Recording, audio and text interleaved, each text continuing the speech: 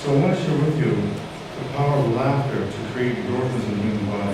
Because the brain's a pharmacy, and you can actually write a prescription for health. You can actually write a prescription for health by laughing. Now, it's not humor. Humor is different. Humor is very subjective. I can tell Newfoundland joke and have you laugh, have you go, So it's not humor, it's laughter, the physical act of laughing, making yourself laugh, giving you a message to the brain that it's laugh silly time. So the physical act of laughter sends a message to the brain, produces endorphins, and endorphins flush out the cortisol. Physical act of laughter. You make yourself laugh. So I'll tell you a little story to bring this home a little bit. I was flying back from Victoria to Calgary, and I was out to the airport a little bit early, and the check-in gal said, Mr. Davidson, this flight leaving in 10 minutes, we have one more seat left in the plane. We'd like to catch that plane and get to Calgary a little bit earlier. And I said, sure. So sure enough, it was flight one, it was C1A. Now, have you ever been on those little cigar planes with the little propellers? There's two seats and two seats, right? And they're like, go this wide, and the plane itself is this round, about 6 feet around. I'm already 6 feet, so I'm this tall, kind of this tall. So I'm already at a disadvantage getting in the plane. I squeeze myself in beside this little old lady from the C1A. My knees are up around my cheeks. I'm thinking to myself, this is going to be a really difficult flight.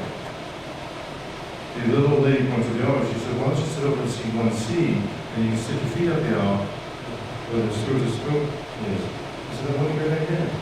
So the flight attendant did a safety check and did all the belts and snaps and exits and all that kind of stuff. And I said, ma'am, do you mind if I sit over in C1C? I'm rather tall. It would be a little more comfortable for me. She looked at me and she said, big sigh. I was going to sit there. I said, well, we failed customer service 101, didn't we? And there's a pregnant pause. And she finally said, oh, go ahead. And I finally thought to myself, you're damn right. So I actually had to move her jacket. She wouldn't move her jacket. I moved her jacket over to C1D and I sat down in C1C. She does her cart run back and forth. She comes down beside me. She's doing a little bit of, she has a bag of money. She's doing something with the bag and checks it and stuff out. And she's sitting looking at the window like this. She's like this, looking at the window. Now, in any language, what's that like? She's tired, she's stressed out, she's got a bad work headache, right? I said, ma'am, I got something that'll take your headache away. She said, no, it'll go away in time. I said, no, really. I have something that's very fast and very simple that'll take your headache away. I reached into my bag and I held out a package of this. She said, what's that? I said, it's a red foam condom. She said, are you kidding? And I stopped a second and said, yeah, I am. That's the whole point. If you put the nose on, it'll take your headache away. Now, I didn't give her the whole chemistry thing in the drawers for the. I didn't give her that lesson. I said, try it, just stick it on. She said to me, I can't put that on. I'm the flight attendant. I have to look responsible. I said, okay, what I'll do, I'll hold up a magazine. So I held the magazine. She said, oh, all right. I have the magazine up against the nose here. You put her head down. 5 seconds. 10 seconds. It's gone! My headache is gone. 25, 30 seconds.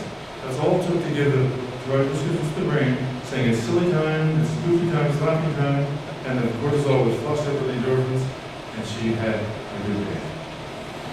That was the 5th flight that day.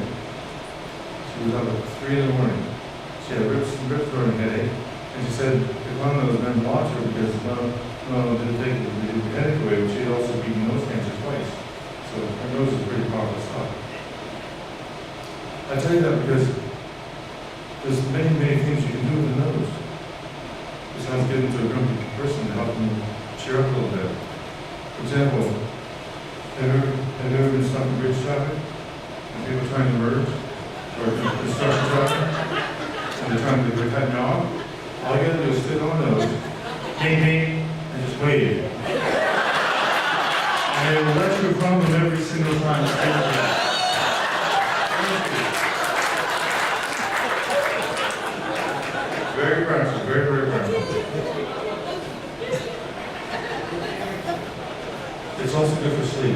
Step 5, with the 7 steps to wake up happy. 7 steps to wake up happy is in the download if you want.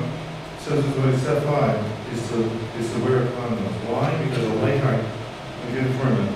Light heart, deep sleep, heavy sleep. That's firm, right? Here's the opposite. Heavy heart, light sleep. Make sense? Heavy heart, light sleep, light heart, deep sleep. Go with this, put this on your nose, fall asleep, go light heart. If you want to give one to your partner, you can take your imagination from there. So in the spirit of helping tame your stress shags, in the spirit of helping tame your stress shags, the little brown bag has a little gift just for you. Feel free to share.